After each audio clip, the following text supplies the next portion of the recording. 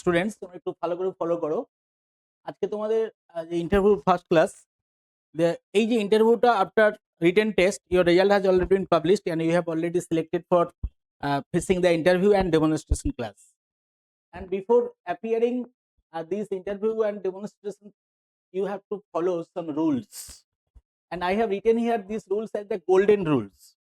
এই golden rules কথাটা আগে মানে বোঝো। গোল্ডেন রুলস মানে গোল্ডের যে অ্যাডজেক্টিভ, গোল্ডেন মানে সোনালি নয়, কিন্তু এই গোল্ডেন গুজ আমরা শুনেছি। গোল্ডেন মানে ওয়ান্ডারফুল বা মিস্টেরিয়াস, মানে বিস্ময়কর ভাবে কাজ করবে, সোনালি নয়। তো তোমাদের যে মূল উদ্দেশ্য কি, পরীক্ষায় ইন্টারভিউতে চান্স পাওয়া না ফাইনালি সিলেক্টেড হওয়া। তো ফাইনাল সিলেকশনের জন্য তোমাদের হাতে এখন একটা কাজ করার আছে, সেটা কি ইন্টারভিউটা ভালো করে দেওয়া আর ডেমনস্ট্রেশনটা ভালো করে দেওয়া। এবং এখানে একটা বড় মাপের মার্কস রয়েছে, বড় পরিমাণের মার্কস রয়েছে, যেখানে 10 মার্ক আছে ইন্টারভিউ আর 10 মার্ক আছে ডেমনস্ট্রেশন। ঠিক আছে? তো তার জন্য তোমাদের কি করতে হবে, তার জন্য তোমাদের একটা প্রাক প্রস্তুতি নিতে হবে।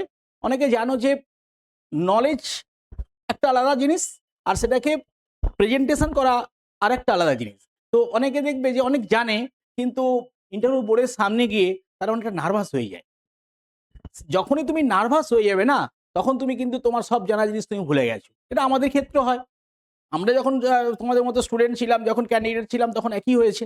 কিন্তু আমাদের সময় এত অর্গানাইজড ওয়েতে স্যারেরা এত ট্রেনিং দেয়নি, তখন কালচারটাই ছিল না।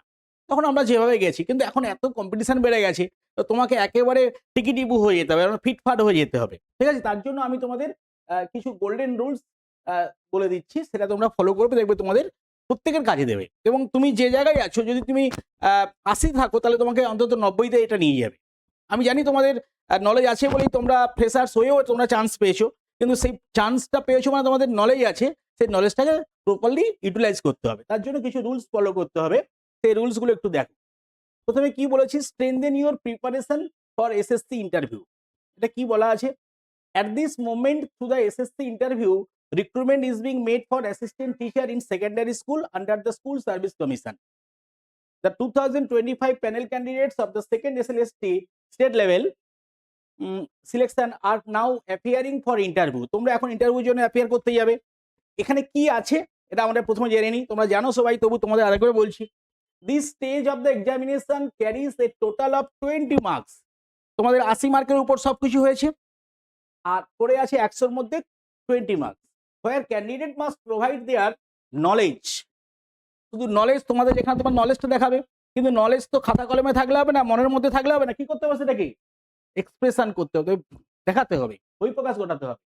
আর সেটা দেখাতে গেলে কি লাগবে, কমিউনিকেশন অ্যাবিলিটি। অর্থাৎ এই যে আমি তোমাদের যেটা জানি, আমি তোমাদের এটা শুধু লিখে দেখিয়ে হয়ে যাবে কি, তোমরা এটা লেখানো হয়ে গেছে, তোমরা দেখিয়ে দিয়েছো, তোমাদেরকে সেটাকে কমিউনিকেশন স্কিল তোমাদের দেখাতে হবে।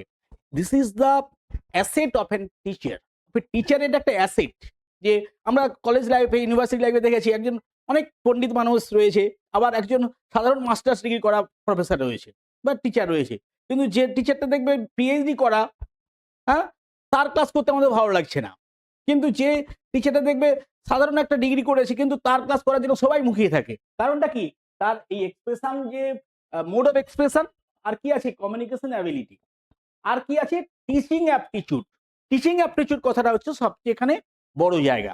এই টিচিং অ্যাপটিটিউড জিনিসটা কি, তোমরা টিচার, টিচারের কাজ কি ছাত্রদের পড়ানো না, কিন্তু টিচার্সের ইন্টারভিউর সাথে একটা WBCS officer interview, police officer interview, IAS officer, IPS officer, যত ফিল্ডের ইন্টারভিউ আছে, এর সঙ্গে টোটালি ডিফারেন্ট। আমি কোনো কাজকে ছোট করছি না, কাউকে বড় করছি না।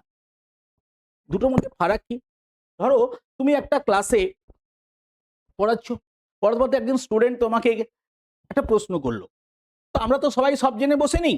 তো হঠাৎ মাত্র দেখা গেল ওই প্রশ্নের উত্তরটা তোমার আননোন। তো আমরা যদি করি কি, যে উত্তরটা ছেলেদের কাছে সম্মানটা রাখার জন্য, প্রেস্টিজটা রাখার জন্য উত্তরটা জানা নেই, অথচ একটা ম্যানেজ করার মতো উত্তর বলে দিই, দেখা গেল উত্তরটা ভুল হয়ে গেছে, তাহলে কিন্তু আমরা কি করলাম, ইটস এ সোশ্যাল ক্রাইম। কেন, a teachers is the immediate role model to the students. তো আমি যা বলবো সেটাই হচ্ছে সে একেবারে বেদবাক্য বলে মানবে। তাই এখানে এই টিচিং অ্যাপটিটিউডটাই হচ্ছে তোমাকে টেস্ট করা হবে। ওই জন্য আগে নাম ছিল কি, টিচিং অ্যাপটিটিউড। তোমার দৃষ্টিভঙ্গি, এই যে teacher, what is your aptitude. অ্যাপটিটিউডটা কি না, you have to present the true information. এটা একেবারে মোদ্দা কথা। সেই জন্য আমরা অনেকে ভাবি, আমাদের একটা কনসেপ্ট রয়েছে যে ইন্টারভিউতে আমাকে যতগুলো প্রশ্ন করবে আমি সবগুলো প্রশ্ন উত্তর দেব। ধরো ব্যাপারটা আমি তোমাদেরকে বলে দিই, যে ধরো তোমাকে ইন্টারভিউতে 10টা কোশ্চেন করেছে, তুমি 10টা প্রশ্নের উত্তর অ্যাটেম্প করেছো, 10টার মধ্যে তোমার 6টা ঠিক হয়ে গেছে, 4টে ভুল হয়ে গেছে। যদি প্রত্যেকটা কোশ্চেনের মান 1 থাকে, তুমি আশা করেছো কত পাবে? 6 পাবে না। আমি যদি ইন্টারভিউতে হই তোমাকে আমি 0 দেবো। কারণটা কি? তোমার এখানে হ্যাবিটটা প্রকাশ করে দিচ্ছে যে তুমিও ছাত্রদেরকে রং উত্তর দিতে অভ্যস্ত হয়ে আছো। কারণ ছাত্র যদি তোমাকে 10টা প্রশ্ন করে, তুমি যদি 4টে নাও জানো, তুমি কি করবে? তুমিও ওখানে কি করবে? 4টে উত্তর ভুল বলে দেবে। তুমি ভাবছো যে 4 বাদ চলে গেল, 6 পেলাম, হ্যাঁ? তাহলে না, ওটা তুমি 0 পেয়ে গেছো। কেন? তোমার অ্যাপটিটিউড, টিচার্স অ্যাপটিটিউড আর অন্য চাকরির অ্যাপটিটিউড এখানেই ফারাক। কেন? একজন যদি ডব্লিউবিসিএস অফিসার সেই দুটো প্রশ্নের উত্তর ভুল করে, তাতে তার চাকরির ক্ষেত্রে কোনো প্রবলেম হবে কি? সে পরে অন জব ট্রেনিং পাবে, তাদের ট্রেনিং সিস্টেম আছে, ট্রেনিং নিয়ে তাদেরকে শিখিয়ে দেবে কি ম্যানুয়ালে কাজ করতে হবে। কিন্তু টিচারদের তো সেই ম্যানুয়ালটা নেই। তুমি গিয়ে তোমার অ্যাপটিটিউড প্রকাশ হলো যে যাই প্রশ্ন আসুক তুমি ছাত্রদের ভুল ঠিক সব দিতে প্রস্তুত। তাই এটা প্রথমে মাথা থেকে বের করো যে ইন্টারভিউ ভরে আমাকে যা বলবে সবগুলো প্রশ্নের আমি উত্তর দেব, এটা যেন কখনো না থাকে। তাই যেটা জানো না সিম্পলি বলবো যে স্যার, ম্যাডাম, এই মুহূর্তে আমার ওটা মনে নেই। আর যদি এমনই হয় কিছু গ্রে এরিয়া থাকতে পারে যে মনে আছে বা নেই, বা মনে হচ্ছে এটা উত্তর হতে পারে, তাহলে কি বলবে? সিম্পলি বলো, স্যার আমার একটু মনে পড়ছে, আমি কি একবার ট্রাই করব? মনে হচ্ছে আমার একটু মনে পড়ছে, বা আমি একটু ট্রাই করতে পারি স্যার? তো উনি বলে হ্যাঁ করুন। সেটাকে কিন্তু ভালোভাবে নেবে তারা, যে হ্যাঁ এর মনে পড়ছে না। তুমি যদি ডেলিভারলি আনসার বলো, তাহলে কি হবে? তাহলে কিন্তু বুঝে নেবে তোমার অ্যাপটিটিউডটা রং অ্যাপটিটিউড অ্যাজ এ টিচার। যেমন আমি তোমাকে একটা সিম্পল একটা এক্সাম্পল বলছি। ধরো তোমাকে বলা হলো, তোমাকেই বলা হচ্ছে যে আচ্ছা বিদ্রোহী কবি কাকে বলে, বা কবিগুরু বিশ্বকবি কাকে বলে, ঠিক আছে? তুমি বলে দিলে যে নজরুল ইসলামকে বলে। তাহলে বলো তুমি কটা প্রশ্ন উত্তর ভুল বলেছো? বলো কটা প্রশ্ন উত্তর ভুল বলেছো? একটা না, দুটো প্রশ্ন উত্তর ভুল বলেছো মিনিমাম। কেন?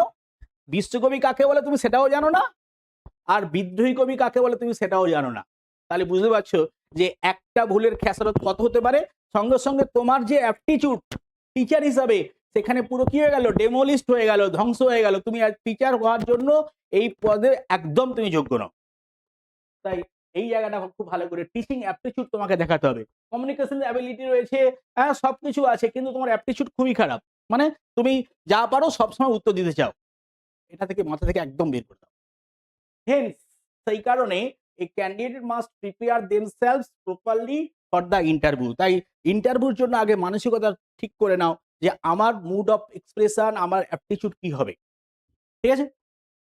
দেখো, preparation strategy for the interview তো কেমন হওয়া উচিত? Know your subject thoroughly. এটা কিন্তু অন্য কোনো চাকরি পরীক্ষা না। তুমি যে যেখানে সেখানে জেনারেল নলেজ বা উপস্থিত বুদ্ধি এগুলো সব তোমাকে তার তো বেশি দেখে না।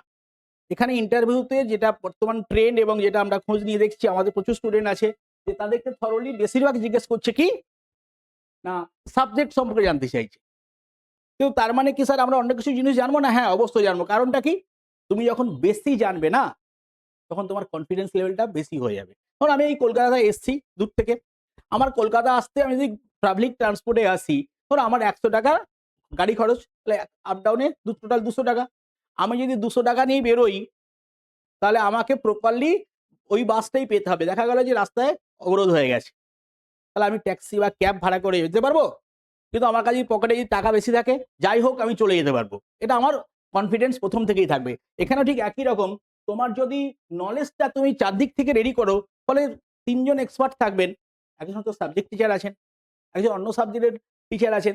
তো তোমাকে দেখা গেল যে সেখান থেকেই প্রশ্ন করে ফেলেছে। তাহলে তোমার তখন একটা কনফিডেন্স বেড়ে যাবে যে আমাকে যাই প্রশ্ন করুক আমি বলে দেবো। তাই একটা স্ট্র্যাটেজি মেইনটেইন করতে হবে। সেই স্ট্র্যাটেজির প্রথম শর্ত কি? যেহেতু তুমি সাবজেক্ট টিচার হিসেবে যাচ্ছ, তুমি কিন্তু অন্য কোনোভাবে চাকরি করতে যাচ্ছ না। তুমি বায়োলজি তো বায়োলজির টিচার, তুমি লাইফ সায়েন্সের টিচার, তুমি বাংলার টিচার, তবে বাংলা সাবজেক্টের নলেজটা তুমি প্রপারলি করো। ঠিক আছে? তাই বলছে you must be well versed with your academic subject. মানে তোমার সাবজেক্ট কি? লাইফ সায়েন্স, তোমার কি বাংলা, তোমার কি কেমিস্ট্রি, যার যেটা আছে সেটাই, কার ইংলিশ, যার যেমন সেরকম সেই বিষয়ে সে কিন্তু খুব ভালো করে জানবে। তার থিওরিজ, তার ফ্যাক্ট, তার কনসেপ্ট, এই যে জিনিসগুলো, হ্যাঁ? তোমাকে একটা সন্ধি জিজ্ঞেস করলো, সন্ধিটা বিচ্ছেদ করলে, তোমাকে বললে এই সন্ধির যে কোন নিয়মে হলো, তুমি বলতে পারলে না। তার মানে তুমি শুধু মুখস্থের উপর তুমি ছাত্রদের সাথে বোঝাবে কি করে? তাই শুধু থিওরিজ এবং ফ্যাক্টস এবং কনসেপ্ট সবসময় ক্লিয়ার করতে হবে। যে সেদিনে একটা ছেলেকে প্রশ্ন আমরা করেছিলাম যে আমরা সবাই জানি যে -5 ইন্টু -5 সমান কত? +25। তো কি করে ওটা হলে ছেলেদের বোঝাও? তোমাকে যদি মাইনাস দিয়ে তুমি থাকো, তো হঠাৎ মাইনাস গুণ করলে তো সেটা আরো বেড়ে যাবে। তো এটা প্লাস কি করে আসছে তুমি বোঝাতে পারলে না। তাহলে তোমার কি থাকলো? তুমি থিওরিসটা জানো, কিন্তু ফ্যাক্ট এবং কনসেপ্ট তোমার কি জিরো হয়ে গেছে। তার মানে তুমি ছাত্রদের ক্লারিফাই করতে পারবে না।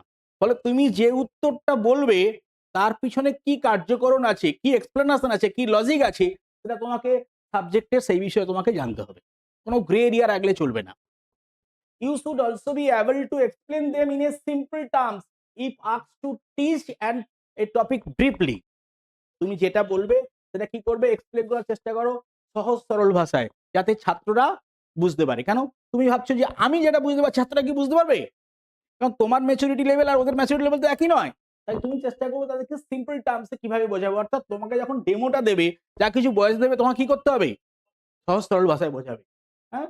If asked to teach any topic briefly, যদি বলে এটা সংক্ষেপে একটু বোঝান তো, তখন তোমায় কিন্তু সংক্ষেপে বোঝাতে হবে। এরপরে কি বলছে? Practice teaching skill. দেখো, টিচিং স্কিল, প্র্যাকটিস টিচিং জিনিসটা কি? Sometimes candidates are asked to explain a short topics as if teaching a class. Prepare for this practicing in front of a mirror or with a friend. কি জিনিসটা?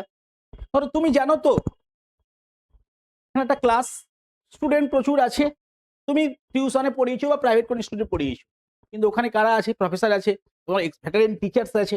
তো তাদের সামনে পড়াতে গেলে তুমি অলরেডি কি হবে? তুমি নার্ভাস হয়ে যাবে। সেই জন্য তুমি কি করো যে তোমাকে যদি জিজ্ঞাসা করা, তুমি সেটাকে টিচিং ক্লাসটা কিভাবে তৈরি করবে আর নিজেকে আয়নার সামনে রেখে দাও, বা তোমরা একটা গ্রুপ করে নাও যে আমার 5 জন স্টুডেন্ট বা 5 জন আমরা ক্যান্ডিডেটস থাকবো। তুমি পড়ালে সে তোমার বললো যে না এই জায়গাটা ভুল হয়ে গেছে, বা তার পড়ানো তুমি দেখে নাও যে সে কিভাবে অ্যাঙ্গেলে পড়াচ্ছে, কোন অ্যাঙ্গেল কোন লজিক দিয়ে বোঝাচ্ছে। কারণ তুমি তো এই পৃথিবীতে একজনকে তো স্বয়ংসম্পূর্ণ নয়, তাহলে তুমিও তার কাছ থেকে কিছু নিতে পারছো কিনা দেখো। ফলে এখান থেকে যেটা তো দেবে এখানে ডেমনস্ট্রেশন করাবে, কিন্তু কিভাবে পড়াতে হবে সেটা কার স্টাইল? তোমার স্টাইল। তুমি ঘর বসে একা করলে হবে না। তুমি সেটা কি করো? তুমি আয়নার সামনে দেখো যে আমার যে বডি ফিজিক্যাল ল্যাঙ্গুয়েজ ঠিক আছে কিনা, বডি বডি এক্সপ্রেশন জেস্চারটা ঠিক আছে কিনা, আমার গলার ভয়েসটা ঠিক আছে কিনা, বা যারা এক্সপার্ট আছে স্যারকে ভয়েস রেকর্ডিং করে বা ভিডিও রেকর্ডিংটা করে, স্যার দেখুন তো আমারটা ঠিক আছে কিনা, স্যারই তোমাকে বলে দেবে। বা তুমি ঠিকঠাক এক্সপ্রেশন দিচ্ছ কিনা, ঠিকঠাক ইনফরমেশন দিচ্ছ কিনা। তোমার কাছে মনে হয়েছে যে এক্সপ্রেশনটা ঠিক, কিন্তু সেটা নাও হতে পারে।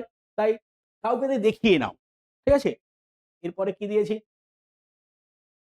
Essential preparation tips. Information collection. Before the interview, collect all necessary information about the institution, location, the subject for which you are appearing. জিনিসটা আগে বোঝো। আমার ক্ষেত্রে আমি দেখেছি আমার যারা বন্ধু বান্ধব তারা মুর্শিদাবাদ থেকে ধর কেউ আসছে ইন্টারভিউ দিতে, কোন জায়গায় ইন্টারভিউ হচ্ছে সে খুঁজে পাচ্ছে না, কলকাতার মতো জায়গায় সে খুঁজে পাচ্ছে না। তাহলে ইন্টারভিউর আগে যদি তুমি ওই টেনশনটা নিয়ে নাও, তাহলে কি হবে? কখন পৌঁছাবো তখন সেই দিকে তোমার মাথাটা খারাপ হয়ে গেছে। তাই আগে একবার সঠিক জায়গা জেনে নিয়ে কিভাবে যেতে হবে সেই জায়গাটা যেন ইন্টারভিউর আগে তুমি কি থাকতে পারো?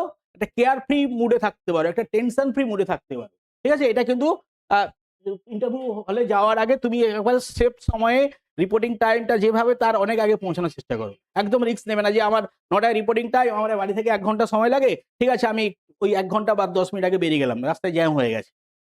ঠিক আছে? গিয়ে তুমি দেখবে ওই জায়গায় খুঁজছো, ঘুরছো, কিন্তু তুমি জায়গাটা খুঁজে পাচ্ছ না। তুমি সাধারণ মানুষকে বললে কিন্তু বুঝতে পারবে না। কেন? না, ওটা হচ্ছে স্কুলের অফিস। ফলে সাধারণ মানুষের স্কুলের অফিস নিয়ে অত মাথা ব্যথা নেই। ফলে তুমি তোমার জায়গা, তোমার যদি কলকাতা বেল্টে যারা আছে তাদের খুব সুবিধা। তারা এসএসসি অফিসটাকে চেনে বা তার রিজিওনাল অফিসটা চেনে। এটা তোমার একটু আগে থেকে জেনে নেবে। এরপরে কি আছে? এটাই হচ্ছে মূল জায়গা। তোমার যে ইন্টারভিউ দুটো ভাগে ভাগ করা হয়েছে। একটা ইন্টারভিউ আর একটা ডেমো। তো তুমি যখন ক্লাসে ১ম এ ঢুকলে, ইন্টারভিউ করে যখন গেলে, তো তোমাকে ১ম এ কি জিজ্ঞেস করবে যে তোমার সম্পর্কে কিছু বলো। Introduce yourself. তো তোমাকে তোমার সম্পর্কে বলতে বলেছে। এখন তুমি তোমার সম্পর্কে বলতে গিয়ে যে তুমি ঠিকঠাক বলতে না পারো, উপরের দিকে তাকাও, মনে করছো, মুখস্থ করছো। অনেকে মুখস্থ করে বলে না। তখন ইন্টারভিউয়ার কি ভাববে? এ কোন বিদ্যায় কাজ করে? পুরো মুখস্থ বিদ্যায় কাজ করে।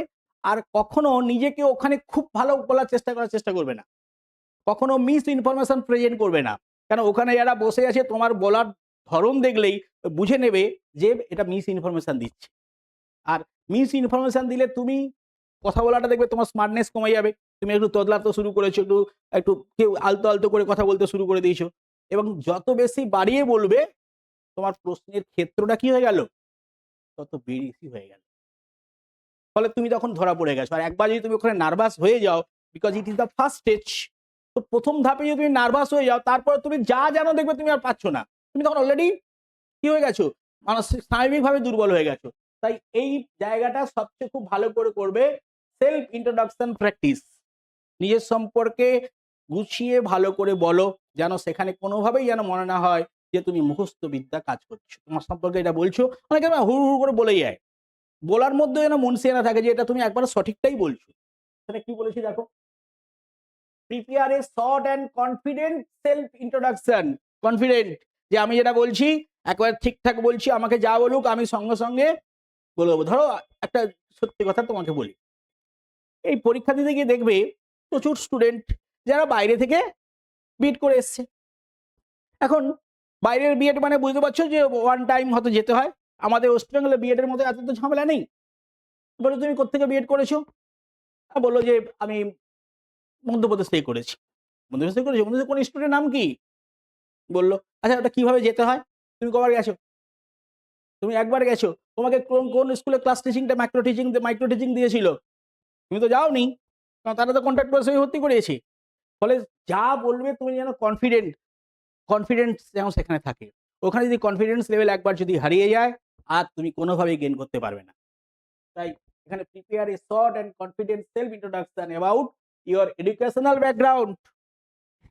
এখানে কি কি থাকবে, সেলফ ইন্ট্রোডাকশনের পয়েন্টে কি কি থাকবে, নিজের নাম বলবে, অ্যাড্রেস বলবে, একাডেমিক কেরিয়ার বলবে, নিজের achievement as a teacher, teaching achievement কি আছে, যে তুমি এখন কি করো। অনেকে একটা প্রশ্ন থাকে, তুমি এখন কি what are you doing now, sir আমি কিছু করি না স্যার, ওটা বলা যাবে না। তোমাকে কিছু করো মানে তুমি কখনো বলবে না যে আমি কিছু করি না, তুমি কিছু একটা করো, এবং সেটা অবশ্যই যেন এডুকেশন রিলেটেড হয়। তা নাহলে তুমি তো পুরো নভিস, তুমি তো অ্যাপ্রেন্টিস হয়ে এসছো।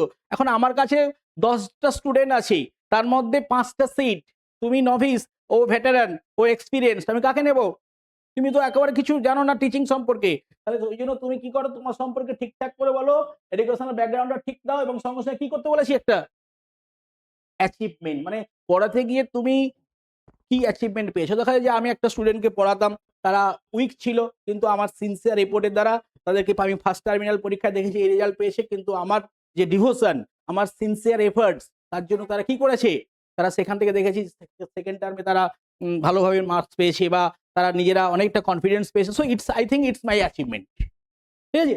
তো এখানে ওই জন্য তোমাকে কি বলেছি, অ্যাচিভমেন্ট সম্পর্কে আছে কি বলো, and teaching interest. As a teacher তুমি হতে চাইছো, তোমার টিচিং এ ইন্টারেস্ট নেই, হয়তো তোমার কাছে চাকরি নেই বলে তুমি এটা পাস করেছো, তুমি এটাই হতে চাও, এটাই এখন হাতে করে নিয়ে নিচ্ছ, পরে তুমি অন্য জায়গায় যাবে, সেটা না। তুমি বলবে যে একেবারে আমার একটা স্বপ্ন ছিল, বা আমার একটা ইনস্টিংক্ট, বা আমার কাছে একটা ইনফ্যান্সি থেকে, বা আমার স্টুডেন্ট লাইফ থেকে আমি টিচার হওয়ার জন্য আমি চাইছি।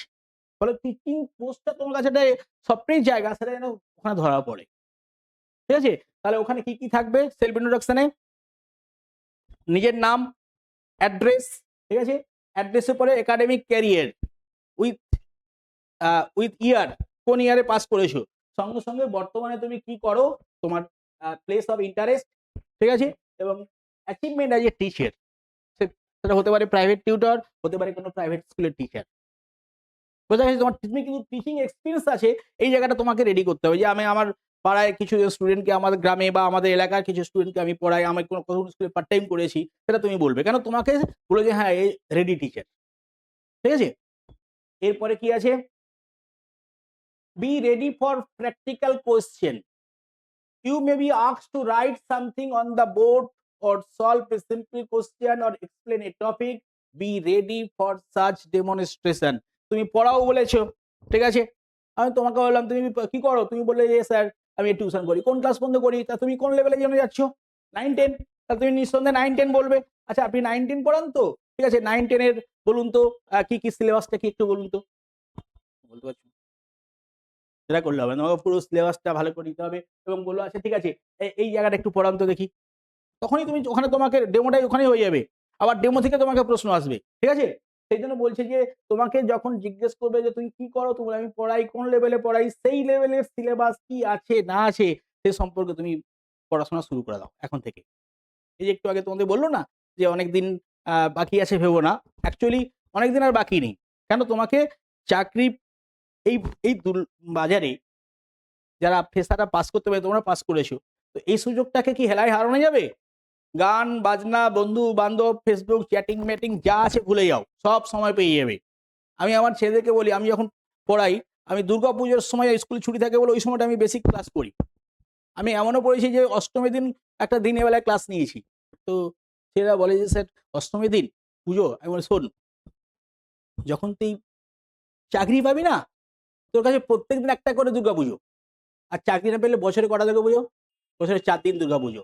চাকরি পেয়ে গেলে প্রত্যেকদিন একটা করে দুর্গাপুজো। তো চয়েস ইজ ইয়ার্স, তুমি একদিন হাঁটবে, একদিন ঘুরবে না প্রত্যেকদিন ঘুরবে।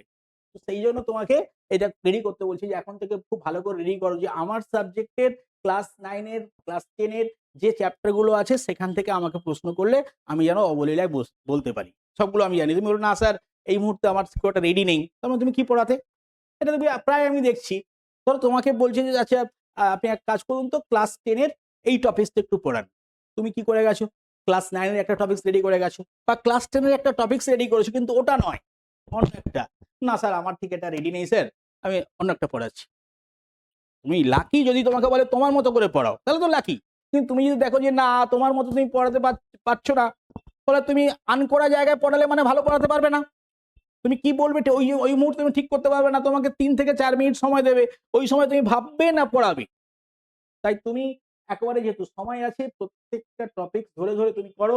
দরকার হলে একটা লেসন প্ল্যান করে নাও যে আমার এই ক্লাসের এই লেসন প্ল্যান করবো, সময় করে নাও প্রত্যেকদিন, এখন অনেক সময় আছে, প্রত্যেকদিন লেসন প্ল্যান করতে শুরু করো। লেসন প্ল্যান ছাড়া ভালো পড়ানো যাবে না। পড়াতে পারবে কারা? যারা অনেকদিন ধরে টিউশন পড়াচ্ছে বা বিভিন্ন স্কুলে পড়াচ্ছে তারা পারবে। কিন্তু যদি তোমাদের এই বিষয়ে এত অভিজ্ঞতা না থাকে তাহলে আমার পরামর্শ হলো তোমরা সময়কে নষ্ট করো না, ঠিক আছে? এরপরে দেখো communication and personality. Communication personality this are the asset for a teacher. কেন? হ্যাঁ আমাকে তুমি যদি দেখো যে আমার যদি দেখো যে কমিউনিকেটিভ পাওয়ারটা যদি না থাকে তো তোমরা আমার কথা শুনবে? শুনবে না তো? তো একই রকম ভাবো, তুমি যদি আমার কথা না শোনো তো তোমার কথা স্টুডেন্টরা শুনবে কেন? শুনবে না।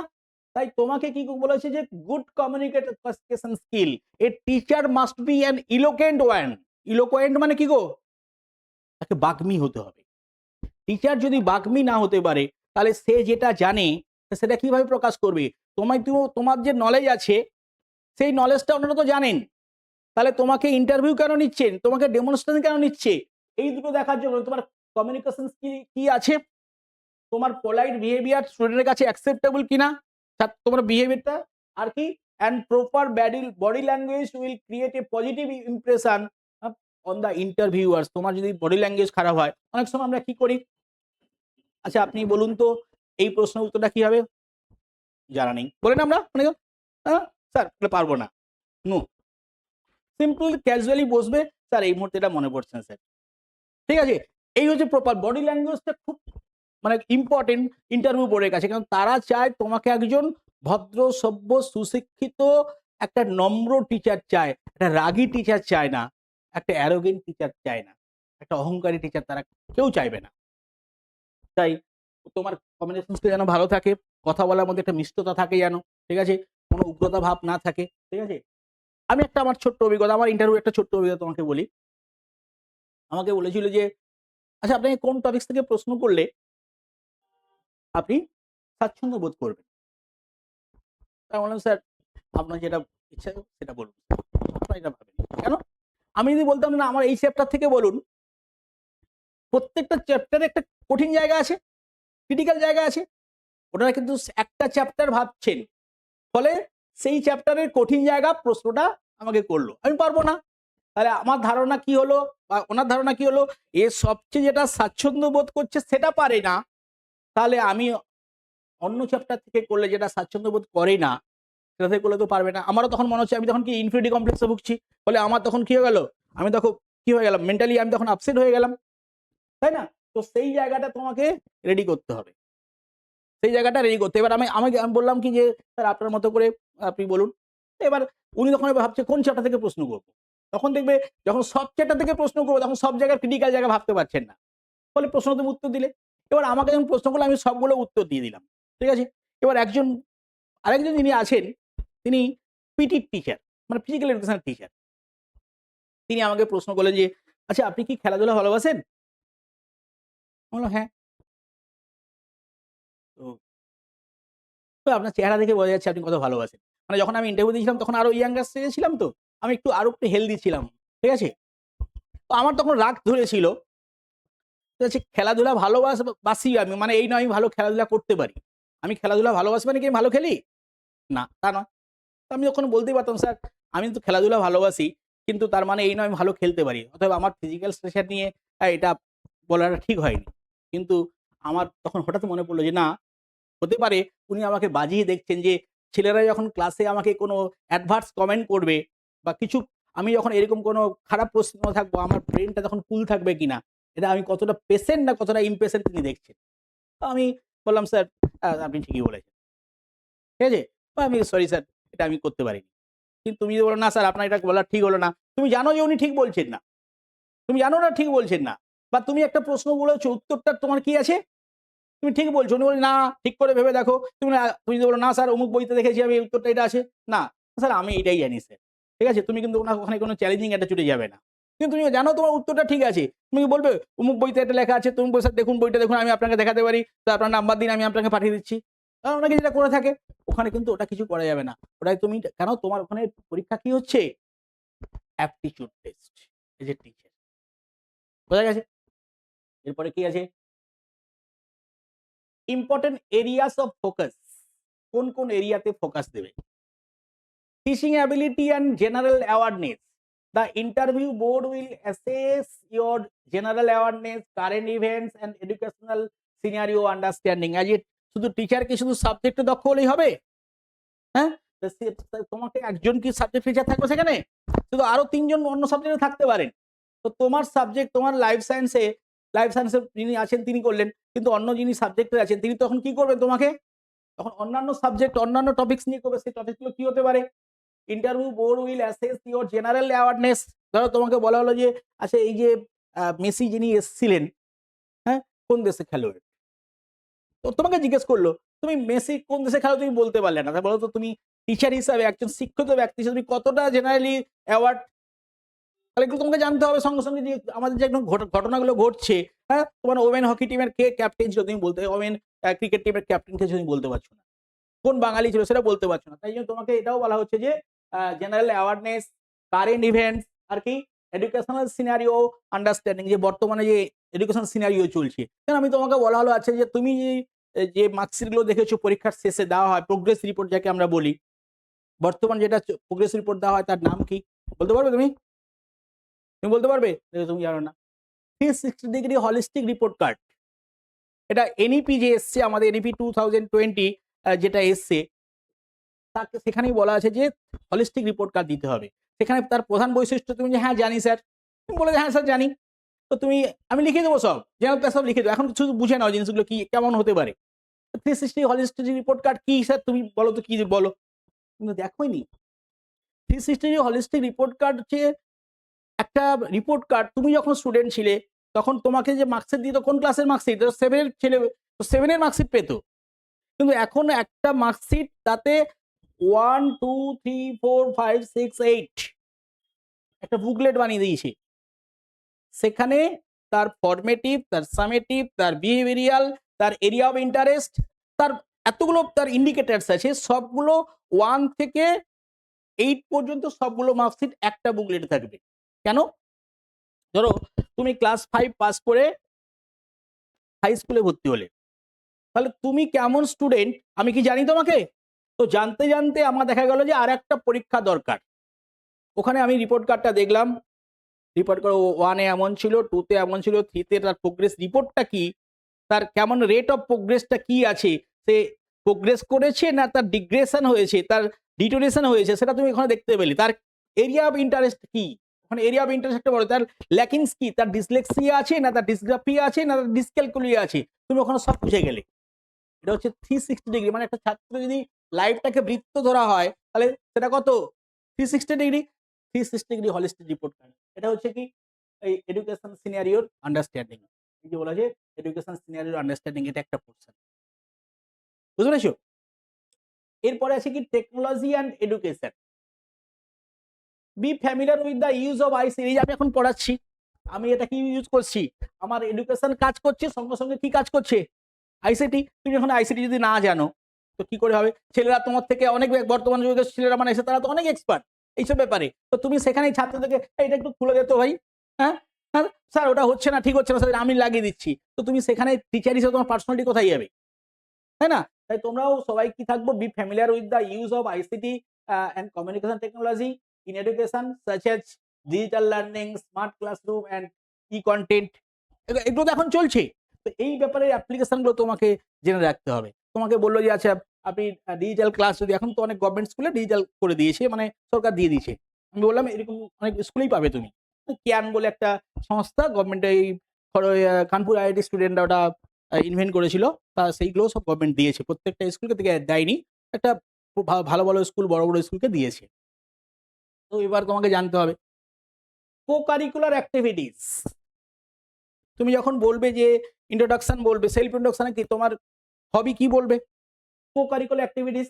ধরো তুমি কো কারিকুলার অ্যাক্টিভিটিস বললে যে আমার গার্ডেনিং আমার কো কারিকুলার অ্যাক্টিভিটিস, তো তোমাকে আমি প্রশ্ন করছি অন্য সাবজেক্টে, আচ্ছা আপনার ওই হবিটাকে আপনি স্কুলের ছাত্রদের বা স্কুলে কি কাজে লাগাবেন, কি কাজে লাগাবেন তুমি বলো?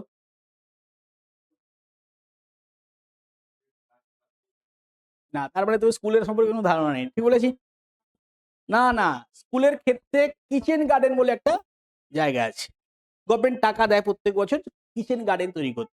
তো কিচেন গার্ডেনিং, তুমি গার্ডেনিং যদি জানো তাহলে কি করবে, তোমার ওই নলেজ দিয়ে তুমি কি করবে, স্কুলে ফ্লাওয়ার গার্ডেনিং আর একটা কিচেন গার্ডেনিং দুটো থাকবে, তো তুমি সেখানে কিচেন গার্ডেনিং করলে, তুমি বলো কিচেন গার্ডেনের উপকারিতা কি, তো দুটো বলবে যে আমি ছাত্রছাত্রীদের কি করতে পারি, তাদেরকে বাস্তব জীবনে যে চাষবাস করার দরকার আছে সেটা শেখাতে পারবো, আর কি কিছু উৎপাদন করার ক্ষমতা তাদের তৈরি হলো, প্লাস নিজে যে যখন কিছু সৃষ্টি করছে তার যে আনন্দ সেটা তারা পেশ করতে পারবে, এবং আরো একটা কি যে কিচেন গার্ডেন হওয়ার ফলে মিড ডে মিলের যে ব্যয়টা, সেই ব্যয়ভারটা অনেকটা কমবে। তো এটাই হলো তোমার কি, তোমার যে এক্সট্রা কারিকুলার অ্যাক্টিভিটিস, কেউ গান জানে, কেউ আবৃত্তি করতে জানে, কেউ নাটক করতে জানে, স্কুলের সব অ্যানুয়াল ফাংশন হয়, সেগুলো তুমি কাজে লাগাতে পারো। তো এগুলো তোমার কিছু না কিছু একটা তোমার থাকবে, তোমাকে একটা কিছু না কিছু একটা বলবে যে আমার এটা স্যার হবিস বা এটা আমার এক্সট্রা কারিকুলার অ্যাক্টিভিটিস, ঠিক আছে?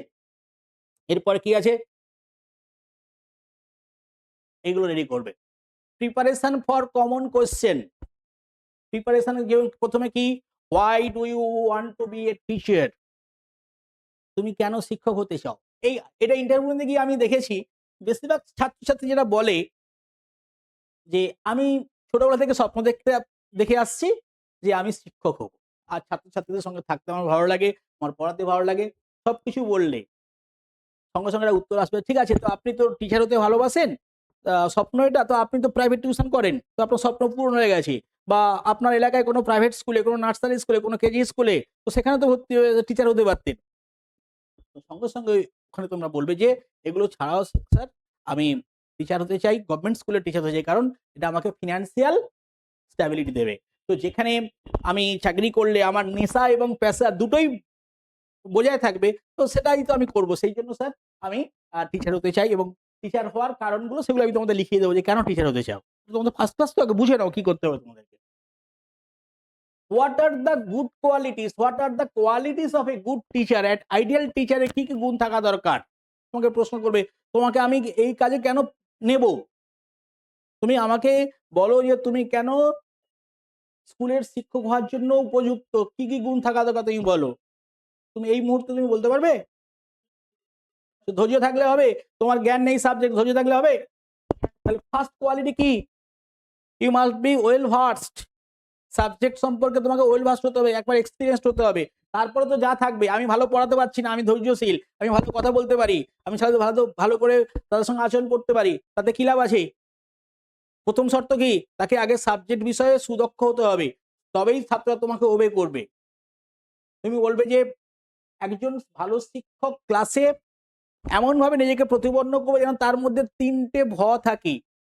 তিনটে ভয় কি, অর্থাৎ তিনটে ভয় সে তৈরি করতে পারে ছাত্রদের মধ্যে। সেটা কি? ভয়, ভক্তি এবং ভালোবাসা। তুমি যদি আমাকে ভয় একটু মনে মনে না করো, তুমি যদি আমাকে ভালো না বাসো, আমার প্রতি যদি ভক্তি না থাকে, আমি তোমাকে যত ভালো পড়ালে আমার ভালো লাগবে? তাই ভয়, ভক্তি, ভালোবাসা তখন আসবে কার কাছে? যে সে যদি সাবজেক্টে তার জ্ঞান থাকে, তার সে অনেস্ট হয়, তার পাংচুয়ালিটি থাকে, তার ক্যারেক্টার বিল্ডিং পাওয়ার থাকে, খুব ভালো স্বচ্ছ ভাবমূর্তি ধারণা থাকে, সবার সঙ্গে ভালো বিহেভ করে, ছাত্র দরদি হয়, সিম্প্যাথেটিক হতে হবে। এগুলো সবগুলো ভালো টিচারের কোয়ালিটি। তো সেগুলো তোমার থাকতে হবে। কিন্তু first and foremost quality of a teacher is to become well versed with the subject knowledge. বুঝতে পেরেছো? তারপরে কি বলেছে? How do you handle weak students in class? তুমি তো এমন নয় যে সব স্টুডেন্ট এসএসসি পাস করে ভর্তি হয়েছে, তাই না? তো ওখানে দেখবে একটা ডাইভার্স ক্লাসে কি কিছু অ্যাডভান্স স্টুডেন্ট, কিছু মিডিওকার স্টুডেন্ট, কিছু উইকার স্টুডেন্ট। তো আমরা যারা সরকারি স্কুলে চাকরি করি বা সরকারি জায়গা বা বিভিন্ন স্কুলে এটা টিচারদের একটা, এটা বলতে পারো যে একটা দুর্বল জায়গা। যারা ভালো পড়াশোনা করে আমরা তাদেরকে বেশি খেয়াল করি, আর আমরা ভাবি যে আমার 1 থেকে 10 র্যাঙ্ক করা ছাত্র যারা, তারা বুঝতে পেরেছে মানে কি আমার আর কোনো দায়বদ্ধতা নেই, বুঝে গেছে না। সেটা নয়। কিন্তু ডাইভার্স ক্লাসে একজন দক্ষ টিচার তিনি, যিনি উইকারকে কি করতে পারে, মিডিওকার থেকে স্ট্রঙ্গার পজিশনে আনতে পারবে। স্ট্রঙ্গার তো স্ট্রঙ্গার আছেই, সেখানে কি, সেখানে তো তত বেশি ক্যালিবার নেই, জাস্ট প্রোভাইড করছি ইনফরমেশন। কিন্তু আমার পিছনের সারির ছেলেদেরকে আমি কিভাবে সামনে সারিতে নিয়ে আসতে পারবো, সেটাই হচ্ছে একটা ভালো টিচারের বৈশিষ্ট্য। এবং সেখানেই বলছে how do you handle weaker student in class, সব আমি লিখিয়ে দেবো। ঠিক আছে? এখন প্রশ্ন, স্যার এগুলো কি জিজ্ঞেস করবে? আমি বলতে পারবো না জিজ্ঞেস করবে না কি না, কিন্তু তুমি যদি এগুলো জেনে যাও, তোমার ওখানে কি কনফিডেন্স লেভেলটা হাই দরকার। তুমি যা জানো সেটাকে বলতে গেলে, যেমন এই ফায়ার যখন হয় না, ফায়ারের সার্টিফিকেশন দেয়, পারমিশন দেয়, তখন কি করে দেখবে এক্সিট কত জায়গায় আছে, এন্ট্রান্স করার কত জায়গায় আছে। তোমার যদি একটা দরজা থাকে, তাহলে তুমি বেরোতে গেলে ওই দরজাটাই খোলা রাখতে হবে, না হলে কি হবে, বিপদে কি হবে, অন্য দরজা দিয়ে বেরোতে পারবে না। তাই এটা হচ্ছে বিভিন্ন উইংস, বিভিন্ন ডোর, যে সাবজেক্ট ছাড়াও বাইরে জায়গাগুলো তোমাকে রেডি করতে হবে। ফলে তিনজন যদি ভিন্ন ভিন্ন সাবজেক্টের যদি এক্সপার্ট থাকেন, ওদের যে বাউন্সারটা, তুমি সেটা কি করতে হবে, বিট করতে পারবে। বুঝতে পেরেছো? তারপরে কি আছে, what is your teaching philosophy? শিক্ষক হিসেবে তোমার দর্শনটা কি? আসি যাই মাইনে ভাই। তাহলে তোমার ফিলোসফি তুমি ঠিক করবে, আমি কি করে ঠিক করবো? আমি বললে হবে? তুমি আমাকে বলবে যে স্যার আমার যখন ইন্টারভিউতে, যে স্যার আমি টিচার হিসাবে এটাই আমার দর্শন, সেই দর্শনটা আমি বলবো না, এখানে তুমি কিছু অ্যাড করো। কেন? আগে আমি তো রং করতে এসেছি, তোমাকে বিল্ডিং তৈরি করে প্রাইমার তৈরি করতে হবে, তারপর কি রং দেবে সেটা আমি বলে দেবো। ঠিক আছে? তুমি কি, তোমার আগে ফিলোসফি দেখি, তারপর আমি সেটা রং ধরাবো। ঠিক আছে? তারপরে কি আছে, how would you use technology in the classroom? তুমি তখন কি বলবে, স্যার আমি মোটামুটি টেকনোলজি সম্পর্কে জানি, এবং আমি যে আমার যে ইনস্টিটিউট আছে সেখানেও আমি টেকনোলজি ইউজ করি, আমি যে প্রাইভেট স্কুলে পড়ি সেখানেও বেশিরভাগ ডিজিটাল ক্লাস, ফলে আমার খুব একটা অসুবিধা হবে না। তুমি এটা বলে দেবে। আচ্ছা, তারপরে কি, name some recent education related scheme in West Bengal, এটা জিজ্ঞেস করবে। বিশেষ করে তুমি যখন হাই স্কুলের ইন্টারভিউ দিতে যাচ্ছ, তুমি বলো তো পশ্চিমবঙ্গ সরকার এইচএস সেকশনের স্টুডেন্টদের জন্য ট্যাবলেট দেয়, তাই ট্যাব দেয় না, ট্যাব বাবদ টাকা দেয়। এই স্কিমটার নাম কি? তরুণের স্বপ্ন। এবার তুমি যদি না বলো, তার মানে কি তুমি এগুলো কিছুই জানো না। তোমাকে বলা হলো আচ্ছা একটা গভর্নমেন্ট স্কুলে সরকার থেকে ছাত্রদের কি কি ফ্রি সার্ভিস দেওয়া হয়, তুমি বলতে পারবে? কি কি পায় ফ্রিলি, তার উইদাউট কস্ট কি কি পায়? প্রথমে কি টেক্সট বুক, তারপরে খাতা কোন ক্লাস থেকে দেওয়া হয়? 5 থেকে। খাতা, আর কি, ব্যাগ, শুজ, ইউনিফর্ম, এছাড়া আর কি বলো? টাকা তো পরে কথা, বলো ফ্রি সার্ভিস বলছি, আর কি, আর কি দেওয়া হয়? Iron tablet and folic acid, IFA programme গুলো হয়, সেগুলো দেওয়া হয়। মিড ডে মিল তো থাকেই, হ্যাঁ, সাইকেল দেওয়া হয়, আর কন্যাশ্রীর টাকা আছে। মানে এগুলো তোমাকে জানতে হবে। এবার তুমি যেহেতু তো এই ফিল্ডে আসছো, মানে সব জানবে তা নয়, তুমি বেশ কিছু জানলেই বললেই তোমাকে হবে। ঠিক আছে?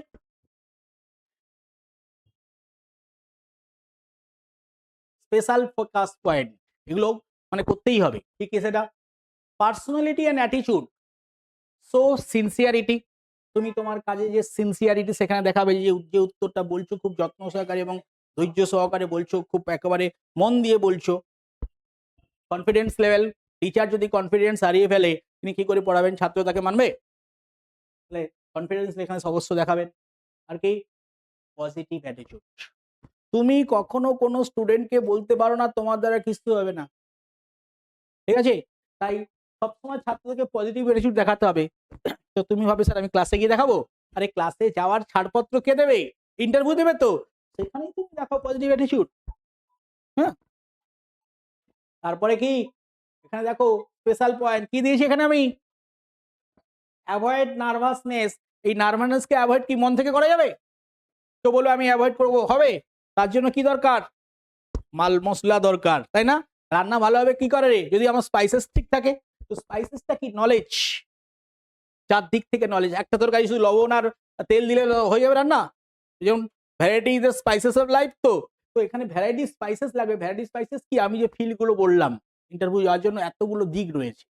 আর কি ড্রেস অ্যান্ড প্রেজেন্টেশন। আমি আমাকে তোমরা দেখছো টিচার হিসাবে, আমি যদি এরকম হতো যে আমি একটা ট্রাউজার্স পরে এসেছি, একটা এই টি শার্ট পরে এসেছি, তোমার ভালো লাগতো? হ্যাঁ, ভালো লাগতো না?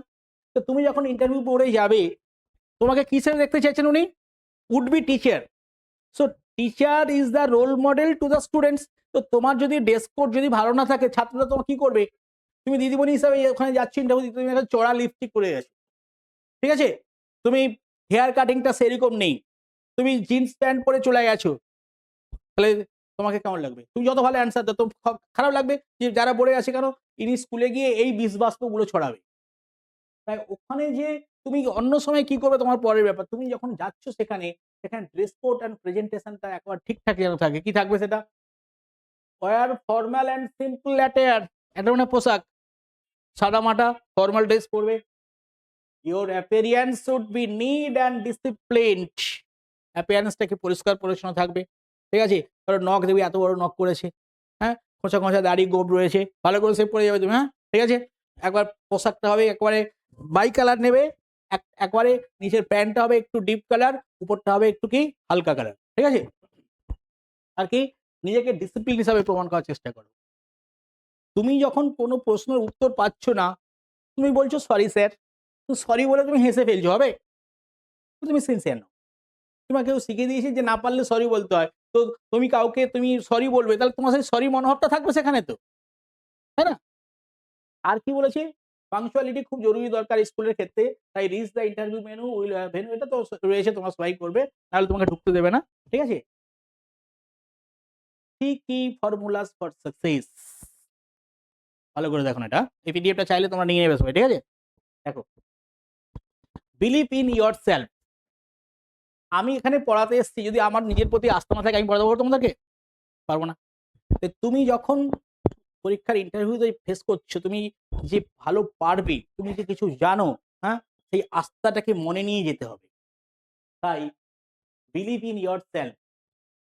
সেলফ কনফিডেন্স ইজ দ্য কি টু সাকসেস। তোমাকে যা জানো তা বলতে হবে। যে যখন দেখবে তোমরা প্রথম জীবনে যখন কোনো স্টেজে উঠেছিলে না, পা কাঁপছিল না, কথা বলে আবৃত্তি করতে পারছে, ভুলে গেছে, বক্তব্য রাখতে গেছে শুরু করবে কি যা বলবে ঠিক করেছিল সব ভুলে গেছো, কেন? তোমার কনফিডেন্স লেভেল তখন গ্রো করছে। ওই জন্য আমরা কি করি, বাচ্চাদেরকে কি আমরা স্টেজে তুলে দিই কেন? যাতে সেই সময় থেকে তারা কি হবে, একটু হ্যাবিচুয়েটেড, কনফিডেন্স গ্রো করে। তারা ভালো পারবে না আমরা জানি, তবু আমরা পাড়ার অনুষ্ঠানগুলোতে বাচ্চাদের তুলি, তার কারণ কি কনফিডেন্সটাকে বাড়ানোর জন্য। তো তুমি যখন ক্লাসে ইন্টারভিউতে যাবে, তুমি নিজের প্রতি কনফিডেন্ট রাখো যে আমি কনফিডেন্স পাচ্ছি। আর কনফিডেন্স কি এমনি তৈরি হবে? তার জন্য তোমাকে এত কিছু ফিল্ড নিজেকে রেডি করতে হবে। তাই সেলফ কনফিডেন্স ইজ দ্য কি টু সাকসেস। নিজের প্রতি যদি আস্থা না থাকে তাহলে তুমি কখনো পারবে না। তুমি যদি মনে হচ্ছে আমি এটা ভুল বলছি, হ্যাঁ, মনে হচ্ছে আমাকে কঠিন প্রশ্ন করবে, তো ওখানেই তুমি হাফ হাফ নার্ভাস হয়ে গেলে। তাই তুমি যে পারবে সেটা তোমার মনের মধ্যে রাখো, কিন্তু ওভার কনফিডেন্স নয়, কিন্তু বলিনি আমি, ওভার কনফিডেন্স খুব বাজে জিনিস, ঠিক আছে? তাই সেলফ কনফিডেন্স ইজ দ্য কি to success. Believe in your knowledge and abilities.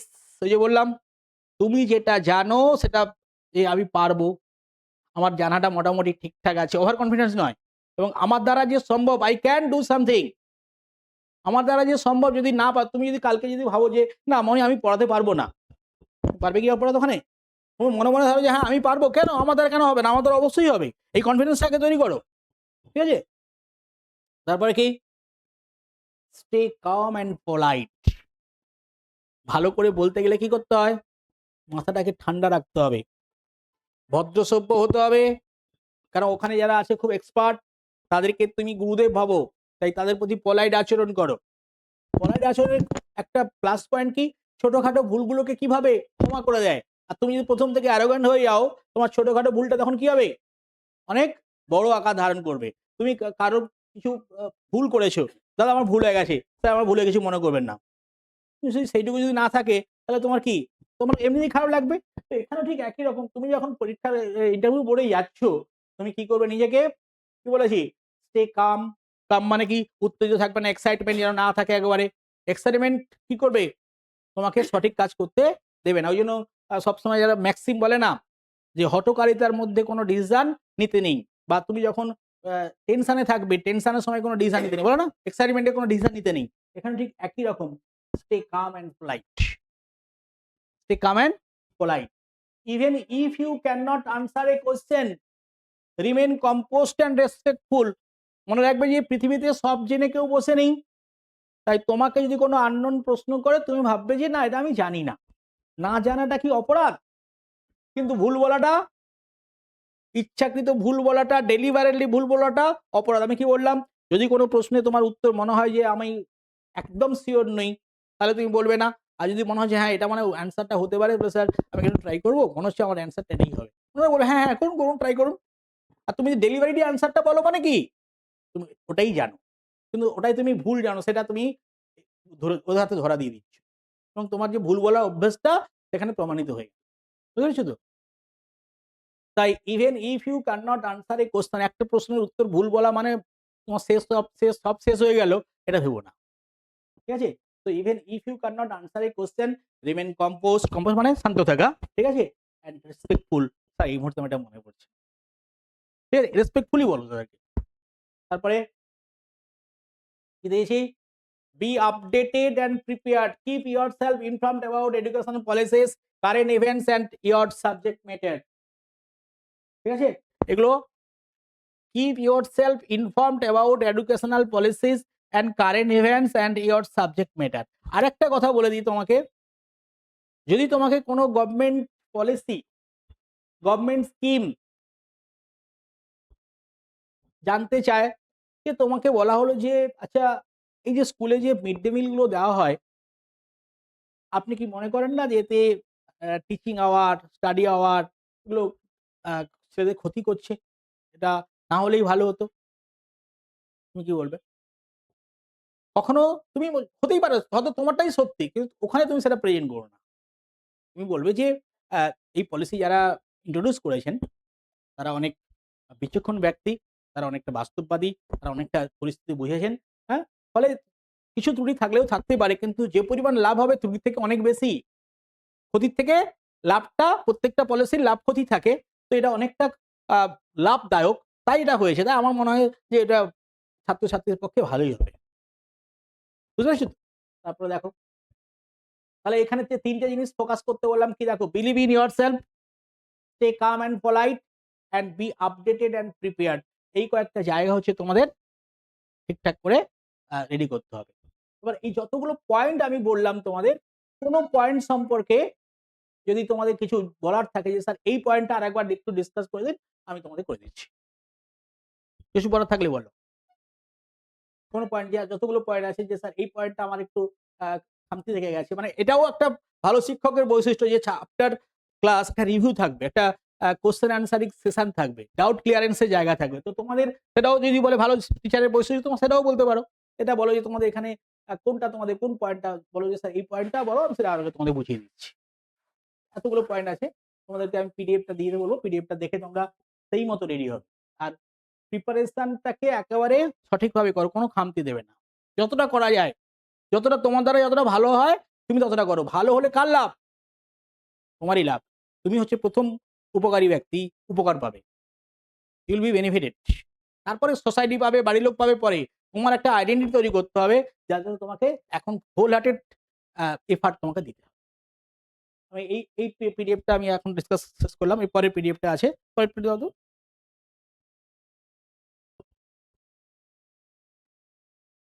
এতক্ষণ তোমাদের আমি ইন্টারভিউটা কিভাবে ফেস করতে হবে সেটা আমি তোমাদের বুঝিয়েছিলাম। এবার ইন্টারভিউর যে সেকেন্ড ফেজ সেটা কি ডেমনস্ট্রেশন। এই ডেমো মানে বোঝো, ডেমো মানে ডেমনস্ট্রেশন মানে উপস্থাপনাটা, তুমি টিচিংটাকে কিভাবে ছাত্রদেরকে সেখানে ক্লাসে পড়াবে সেটা দেখানো তোমার। তার কিছু জায়গা তোমাকে দেখাচ্ছি যে ইনস অ্যান্ড আউটস অফ ডেমো কিভাবে সুন্দর হতে পারবে, সর্বাঙ্গীন সুন্দর ডেমো হতে গেলে কি লাগবে। প্রথম তোমাকে একটা টপিক পড়াতে হবে, সেই টপিকটা কে ঠিক করবে, বোথ সাইড গেম। হয় তোমাকে বলবে যে আপনার পছন্দ মতো একটা ক্লাস 9 অথবা 10 একটা টপিক পড়ান, ঠিক আছে, অথবা তুমি যেহেতু বলেছো যে আমি এখন পড়াই, তাহলে তারাই তোমাকে অপশনাল দিয়ে দেবে। তো দুটো হয় সিলেক্টেড ওনারা করে দেবেন, অথবা তোমার অপশনাল টপিকস তুমি তোমার মতো করে পড়াও। তাই ডাবল বাউন্ডারিজ দিতে হবে তোমাকে, মানে সব দিক থেকে রেডি করতে হবে। মনে রাখবে যে যদি ওনারা বলেন যে এটা পড়ান, তোমার না বলাটা কিন্তু একটা তুমি কোথাও একটা কি করলে পিছিয়ে গেলে সেখানে, ঠিক আছে। তাই তুমি চেষ্টা করো মোটামুটি, তবে বেশিরভাগকে অপশনালি ধরে, সিলেক্টেড করে না, তোমাকে বলে তোমার মতো করে করো তুমি, সেটা তো হলে ওয়েল অ্যান্ড গুড, ঠিক আছে। এখন এই পড়াতে গিয়ে আমাদের কিছু, তোমরা বিএড যারা করেছো সবাই জানো যে কিছু বোর্ড ওয়ার্কের ক্লাসের যে প্রিপারেটরি থাকে, প্রিপারেশন থাকে, প্রাক প্রস্তুতি থাকে, তো সেখানে ক্লাসের নাম, ডেট, টপিক, হ্যাঁ, এগুলো সব তোমাকে লিখতে হয়। আজকে টুডেস লেসন কি সাবজেক্ট গুলো লিখতে হয়, সেটা কিন্তু তুমি লেখার শুরু করবে, যখনই লিখবে মুখটাকে বন্ধ রাখবে না, কিছু একটা বলতে বলতে লিখবে। কিন্তু ওনারা বলবেন ঠিক আছে আপনাকে ওটা লিখতে হবে না, straight go to the topic, তখন কিন্তু তুমি আর তারপরে লিখতে চেও না। তুমি তাহলে তবুও লিখছো মানে কি, তুমি ওনাদেরকে ডিসওবে করলে, ওরা আর করো না, ঠিক আছে। তো তুমি এটা শুরু করো, mention date, class and topics, এগুলো তুমি লিখতে শুরু করো। এবার পড়াতে গিয়ে তুমি কাদেরকে পড়াচ্ছ, তুমি ছাত্রদের পড়াচ্ছ, তো তুমি দেখা যাচ্ছে যে ছাত্র নেই ওখানে, কিন্তু তুমি ভাববে কিন্তু যে ছাত্র রয়েছে। তা আমরা যখন প্রথমে গিয়ে ক্লাসে কি বলবো, যে আমি সরাসরি কি পড়াতে শুরু করে দেবো, না ছাত্রকে অ্যাড্রেস করবো, গুড মর্নিং স্টুডেন্টস, হ্যাঁ, তুমি তোমার মতো করে বলবে। তো এখানে দেখবে বেশ কিছু যে ইউটিউব বারবার বিভিন্ন সোর্স থেকে তোমরা দেখতে পাবে, ওখানে বলা আছে আমার প্রিয় ছাত্র বন্ধুরা, না ওই ছাত্র বন্ধুরা নয়, ছাত্রছাত্রীরা, প্রিয় ছাত্রছাত্রীরা। গুড মর্নিং ইংলিশে বললে কোনো অসুবিধা নেই, কারণ ছাত্র বন্ধু, ছাত্ররা বন্ধু হতেই পারে। কিন্তু আমরা আজ পর্যন্ত আমাদের কোনো স্যার আজকে বলে ছাত্র বন্ধু বলেছে কি? ছাত্ররা বলেছে যে good teacher N ideal teacher is a friend philosopher and guide. তার মানে কোন ফ্রেন্ড, মানে কাঁধে হাত দিয়ে ঘোরার ফ্রেন্ড, তা অ্যাড্রেস করার মতো না, মানে তাকে ফ্র্যাঙ্ক হতে বলা হয়েছে, তাকে যেন ভয়ের পরিবেশ তৈরি না করে। তাই এই অ্যাড্রেসটা প্রপার করবে, যাতে করে তুমি যদি যারা বসে আছে তাদেরকে, তাহলে তুমি অ্যাকচুয়ালি কি বলছো, বন্ধু বলে ফেলছো ইনডাইরেক্টলি। ওনারা ওটা নেবে না, কেন আমরা কোনোদিন আজ পর্যন্ত কোনো ছাত্রকে বন্ধু বলেনি, তোমাদেরকেও বলেনি, তুমি বলো না। কিন্তু তোমরা দেখেছো তো যে প্রিয় ছাত্র বন্ধুরা বলছে অনেক জায়গায়, ওনারা বলো না। ওটা আমি ইন্টারভিউ বোর্ডে থেকে দেখেছি, যেটা আমার শুনতে খুব খারাপ লাগে। এবং তোমরাও যখন ইন্টারভিউ বোর্ডে যাবে তোমাদেরকে বলে ছাত্র বন্ধুরা, এটা আবার কি কথা, অতি ভালো হওয়ার চেষ্টা করো না, ঠিক আছে, মানে যেটা ঘটে সেটা করো। তারপরে কি বলেছে, মডারেট ভয়েস মডুলেশন, তুমি এমন আসতে বলছো পিছনের ছেলেরা শুনতে পাচ্ছে না, আবার এত জোরে বলছো সে শটটা শুনতে খারাপ লাগছে, ঠিক আছে। তাই তোমার গলার শটটা যেন সুমিষ্ট হয়, একটু যেন শ্রুতি মধুর হয়, কিন্তু যাতে করে অডিবল হয় এমন তোমাকে বলতে হবে। এই মডারেট ভয়েস একটু বলো, খুব এক্সট্রিম একবারে লাউডলি বলো না, অ্যালাউড বলো। লাউডলি মানে কি গো, at the top of the voice, আর অ্যালাউড মানে কি অডিবল। এই অডিবল হয় এমন সুরে বলো, এবং গলার মধ্যে একটা যেন গ্র্যাভিটি থাকে। আমার গলাটা শোনো, যে গলা, টিচারের গলা যদি একটু মোটা হয়, মানে একটু গম্ভীর টাইপের থাকে, কর্কশ নয়, একটু ভয়েস যদি একটু গ্রেপনেস থাকে না, তাহলে শুনতে ক্লাসটা গমগম করে, ছাত্র অ্যাটেনশন সেখানে দিয়ে দেয়, ঠিক আছে। তাহলে মডারেট ভয়েস মডুলেশন করবে। আর কি বলেছে, পড়াতে পড়াতে শুধু পড়ালে হবে না, পড়ালে হবে না, কি করতে হবে, বোর্ড ওয়ার্কিং করো। তোমাদের যে সায়েন্সে যারা আছে, বোর্ড ওয়ার্ক বা জিওগ্রাফি, তাদের তো ছবি আঁকারও জায়গা রয়েছে, লেখো। কিন্তু teacher must B vocal. First শর্ত কি? মডারেট ভয়েস মডুলেশনে থাকবে। টিচার অবশ্য ভোকাল হবে। ল্যাঙ্গুয়েজ টিচার তো মাস্ট বি ভোকাল, তাকে তো কথাই হবে না কোনো যে গলা ছাড়া, তার তো কথা বলতে হবে, কোনো সে লেখালেখি করতে পারে। সায়েন্স জায়গাটা কিছুটা হলেও আছে। তাই সবার জন্য বলছি moderate voice modulation, board working with picture. যত ছবিটা আঁকা যায় তত বেশি, যত পিকচারেস মেথডে পড়াবে তত পড়াটা ছাত্রদের অ্যাটেনশন সেখানে গ্রো করবে, ছাত্রদের সেটা রিয়াল হবে। ঠিক আছে? আর কি? Moderate speed. অনেক সময় টিচার হু হু করে বলে গেল না, তুমি যখন ক্লাসে ডেমোটা করছো স্পিডটা খুব কম নয়, খুব বেশি নয়, যাতে করে ছাত্রছাত্রীরা বুঝতে পারে। যেমন তুমি বলে, আচ্ছা আপনি যে, তোমাকে বলেছে 3 মিনিটে বা 4 মিনিটে বলেছে, তোমাকে 4 মিনিটে 3 মিনিটে সিলেবাস শেষ করতে বলেছে, তুমি 3-4 মিনিট যতটা পারবে পড়াও।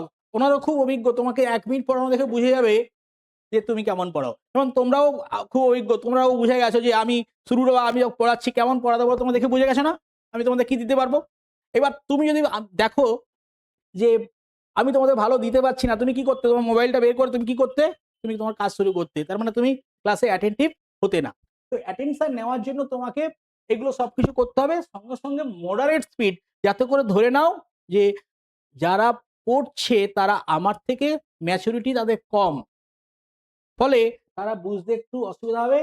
জোরে বলে তো কোনো লাভ নেই, বরং ওই জন্য মডারেট স্পিড, আর খুব ধীরে ধীরে তুমি বলো না, তাহলে ক্লাসটা চলো হয়ে যাবে। এখানে একটা দেখছি রিয়ালিয়া। রিয়ালিয়া কাকে বলে জানো? রিয়েল লাইফ অবজেক্ট নিয়ে পড়াবে। ক্লাসে যখন কোনো উদাহরণ দেবে, বাস্তবে ঘটে, তার ধারে কাছে দেখা, তার জীবনে ঘটে, তার চারিপাশে ঘটে, এরকম কোনো অবজেক্ট, কোনো ঘটনা নিয়ে উদাহরণ দিয়ে বলো। বুঝেছো? তবেই কি হবে, সেটাকে বলে রিয়ালিয়া। মানে যাতে করে তার পড়াটা তার কাছে খুব লাইভ লাগে, বাস্তবসম্মত বলে মনে হয়। রিয়ালিটি থেকে রিয়ালিয়া, রিয়াল অবজেক্ট থেকে রিয়ালিয়া, অর্থাৎ রিয়ালিয়া নিয়ে তুমি তাকে বোঝাও। বোঝানোর সময় কি করবে?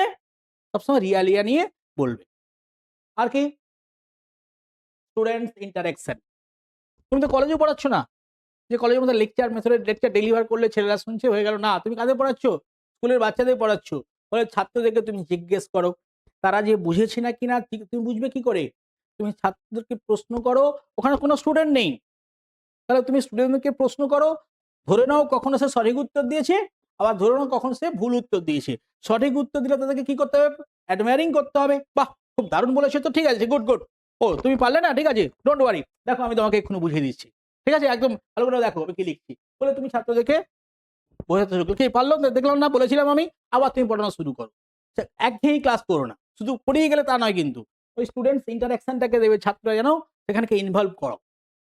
তবে সেটা, এটা টিচার তো ফেসিলিটেটর, অর্থাৎ ফেসিলিটেশন দেবে তাকে। অর্থাৎ টিচার শুধু পড়িয়ে যাবে, ছাত্রদেরকে প্যাসিভ করবে তা নয়, ছাত্রদেরকে অ্যাক্টিভ রাখতে হবে সবসময়। আর অ্যাক্টিভ যদি তুমি ইন্টারাকশন না করো, তাহলে তুমি কখনো বুঝতে পারবে না তোমার পড়ানোটা ছাত্রটি বুঝতে পেরেছে কি না। তাই বুঝতে গেলে তাকে কি করতে হবে? ইন্টারাকশনের সুযোগ দিতে হবে। তাই ক্লাসটা ইন্টারঅ্যাক্টিভ ক্লাস করতে হবে। এবার এই জায়গাটা একটু দেখো, আমি তোমাদেরকে দিয়েছি মেথড অফ টিচিং। আমরা যখন ইন্টারভিউ এত ক্লাস নিচ্ছি, ইন্টারভিউ ক্লাসে দেখছি ছাত্ররা কোনো মেথড অবলম্বন করছে না।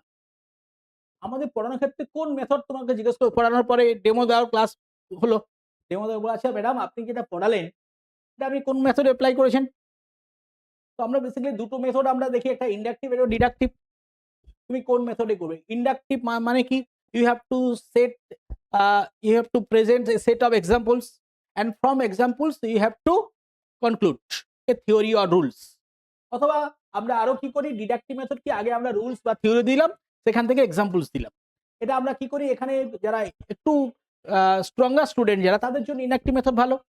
আর যারা রিমেডিয়াল ক্লাস চাইছে, যারা একেবারে উইকার স্টুডেন্ট, তাদের জন্য কি সহজ সরল ভাবে দিতে হয়। তো তুমি যে কোনো একটা পন্থা অবলম্বন করো, তবে চেষ্টা করবে সবসময় ইন্ডাকটিভ টু ডিডাকটিভ মেথডে আসতে, তাহলে কি হবে, এটা তোমার ঠিকঠাক লাগবে। যদি ইন্ডাকটিভ টু ডিডাকটিভ মেথড দেখো যে ছেলেরা পাচ্ছে না, তখন তুমি ডিডাকটিভ মেথডে অ্যাপ্লাই করো। ঠিক আছে? এবার তোমাকে, তুমি তো একজন ব্যক্তি নয় যে আমার জন্য 45 মিনিট ক্লাস বরাদ্দ আছে। তো তোমার পড়ানো দেখে ওনারা বুঝে যাবেন যে তুমি কি পড়াবে। ঠিক আছে, ঠিক আছে, ঠিক আছে, এখানেই রাখুন। তুমি তারপরেও ভাবছো যে আমি তো বক্তব্য রাখতে একটা ইন্ট্রোডাকশন দিতে সব শেষ হয়ে গেছে, আমি পড়াইনি, তাহলে কি আমি চালিয়ে যাবো সেখানে? না, তুমি কি করবে? Stop the class as per instruction. ওনারা যখন বলেছেন তুমি সেখানেই বন্ধ করো। তুমি বন্ধটা করবে কিভাবে সেটা আমি তোমাদেরকে একটু বলে দিচ্ছি। Stop the class as per instruction. ঠিক আছে ছাত্ররা, তাহলে হ্যাঁ আজকে আর এই পর্যন্ত থাকলো ক্লাসটা। ঠিক আছে, তোমাদের যেটা দিয়েছি, তোমাদের কারো কোনো অসুবিধা থাকলে আমি নেক্সট ক্লাসে দেখবো। ঠিক আছে, তোমরা এই পর্যন্ত থাকুক তাহলে। ঠিক আছে, তোমরা সবাই ভালো থেকো, পরের দিন আবার দেখা হচ্ছে। তাহলে এইভাবে শেষ করো। তুমি ভাবলে না আমি জিনিসটা বোঝাচ্ছিলাম পুরো বুঝিয়ে আসবো, তাহলে তুমি কি করলে? তুমি ওখানকে ডিসওবে করলে, কিন্তু তোমরা করো না। ঠিক আছে, তারপরে more than 3 chapters from each class should be prepared. ঠিক আছে, আপাতত ভাবে বলেছি, সব সাবজেক্ট সবগুলো তো সম্ভব হবে না। তোমরা অন্তত 9 এবং 10 এর তোমাদের সাবজেক্টের 9 এবং 10 এর more than 3 chapters from each class should be prepared. বুঝতে পেরেছো? আপাতত তিনটে করে রেডি করো। তোমাদের 3টে প্রোজ, 3টে পোয়েম, তুমি তোমার 3টে চ্যাপ্টার মোটামুটি রেডি করে নাও। ঠিক আছে, এরপরে যদি বোর্ড ওয়ার্ক করেছি, এই বোর্ড ওয়ার্ক করে স্টুডেন্টদের একটা টেন্ডেন্সি টিচারদের সঙ্গে সঙ্গে মুছতে শুরু করে দিল। এটা করবে না কেন? তোমার বোর্ড ওয়ার্কটা থেকে আমি প্রশ্ন করতে পারি, আচ্ছা আপনি এটা লিখেছেন, এটা কি লিখেছেন, এটা কি ঠিক আছে? তাহলে তুমি সেই সুযোগটা দিল না। কে সঙ্গে সঙ্গে মোছে? আমার যদি কোনো ঘাটতি থাকে যে আমি আমার ভুলটাকে তাদের বেশি কপি করতে দেবো না, কারণ টিউশন মাস্টার দেখে নেবে। টিউশন মাস্টার বলে আপনি লিখেছেন, ঠিক আছে। তাই তুমি যখন ক্লাসে তোমাকে বলবে যে ঠিক আছে স্যার এই পর্যন্ত থাকুক, তুমি ধরো না স্টুডেন্টরা বসে আছে, তুমি কি বলবে? হ্যাঁ তোমরা সবাই কপি করেছো তো, আমি কিন্তু এবার মুছে দিই। তার মানে যদি মুছতে না বলে তাহলে ওনারা কি বলবেন? আচ্ছা ঠিক আছে দাঁড়ান একটু দাঁড়ান, মানে তোমার ভুলটা দেখবে। আর যদি বলে যে না ঠিক আছে মুছে দিন, তার মানে তুমি জানলে তুমি খুব ভালো কাজ করেছো। আর যদি ভুল থাকলেও না থাকলেও বলতে পারে, তাহলে সেটা তখন জিজ্ঞেস করতে তখন বুঝিয়ে দাও। তাই কখনো clean the board before living the class অবশ্যই, কিন্তু সেটা কখন? যখন তুমি চলে আসো তখন কিন্তু মুছে আসতে হবে, রেখে দিলে হবে না। কিন্তু মোছার আগে তোমাকে কি করতে হবে? তোমাকে জিজ্ঞেস করতে হবে, আচ্ছা আমি কিন্তু এবার তোমার এটা বোর্ডটা মুছে তোমার সঙ্গে কপি করেছো তো, ঠিক আছে বলে তুমি তারপরে তুমি বোর্ডটা থেকে তুমি আবার স্যারের কাছে চলে এসো। বোঝা গেছে? এই হচ্ছে তোমার ডেমো ক্লাসের এতগুলো জায়গা। এবার এগুলো তোমাকে আমি বললাম, এরপর তোমার যখন ডেমোটা দেখবো তখন আমি প্রত্যেকটা পয়েন্ট বলবো তোমার এই জায়গাটা তোমাকে ইমপ্রুভ করতে হবে। তোমার ভয়েসটা এইভাবে প্রবলেম হয়ে গেছে, তোমার এই অবজেক্টটা কি করা উচিত ছিল, এই মেথডটা তুমি অ্যাপ্লাই করো, সবগুলো তোমাকে তখন বলে দেবো। ওই যে ask before cleaning the board, জিজ্ঞেস করে নাও। হ্যাঁ, বোর্ডটা ক্লিয়ার করার আগে জিজ্ঞেস করে নাও যে আমি কিন্তু এবার মুছে দিচ্ছি, তোমরা সবাই কপি করেছো তো, এই পয়েন্ট আমি ছেড়ে গেছিলাম, এই যে ask before cleaning the board. ঠিক আছে, বলো এই পয়েন্টগুলো যদি কারো কোনো কিছু জানতে চাও বলো যে স্যার এই টপিকটা একটু এই জায়গাটা বলো, আমি আবার বলে দিচ্ছি। কি মনে হচ্ছে? হ্যাঁ, তোমরা যে এই এত দূর থেকে কষ্ট করে এসেছো, তোমাদের কাজ দিচ্ছে? হ্যাঁ কাজ দিচ্ছে তো? ঠিক আছে, নেক্সট ক্লাসে তোমাদের সঙ্গে আবার দেখা হবে। ঠিক আছে, তোমরা যেভাবে বললাম সেভাবে রেডি করো। ঠিক আছে, পরবর্তী ক্লাসে একবারে পয়েন্ট পয়েন্ট ধরে তোমার ত্রুটিটা কোথায় সবগুলো আমি বলে দেবো। আমি এটা যে বললাম মানে কি, এটা তুমি ওইরকম পরীক্ষা তুমিও ডেমো দেওয়ার পরে ছাত্রদেরকে এভাবে এনকারেজ করবে। ঠিক আছে, একদম তোমরা পড়াশোনা করো, যেভাবে বললাম সেভাবে করো। পরের দিন যদি কোনো অসুবিধা হয় একবার নির্দ্বিধায় বলবে, আমি তোমাদের বুঝিয়ে দেবো। আমি যেভাবে বললাম ওভাবে বলবো, তাহলে কি হলো? যারা ইন্টারভিউ বোর্ডে আছে তারা বলছে হ্যাঁ ইনি একেবারে ছাত্রদের জন্য যেটা করা দরকার সেটাই তিনি করছেন। ঠিক আছে, ঠিক আছে।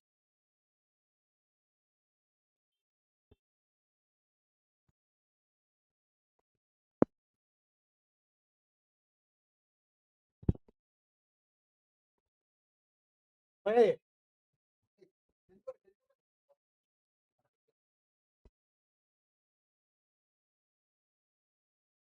এরপরটা রেকর্ড করতে হবে না, আমি একটা ওদের জিনিস দেখে দিই। ঠিক আছে।